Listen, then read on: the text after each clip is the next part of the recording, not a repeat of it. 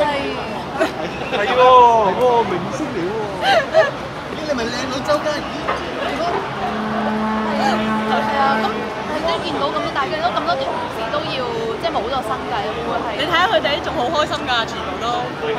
即係其實點講咧？而家我反而覺得大家都唔係擔心緊自己，你睇下個個都笑㗎。即係佢哋唔係擔心緊自己㗎，我諗佢哋係擔心緊大家嘅將來，香港嘅將來。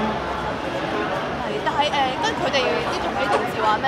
上街睇電視話要留守正總得，跟住佢哋。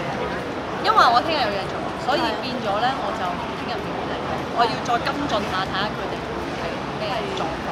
咁會話即係如果佢哋啲同事真係繼續留啦，即係等政府去有解釋，咁你會都係我有時間都會嚟，即係因為係好離譜啊嘛！即係離譜在就係你話咗無上限法，你判咗笪地俾人，話淨係起菜鋪，即係用途嚟起菜鋪，跟住你突然間改變遊戲規則，由無上限變咗3+2，跟住再到最後就係。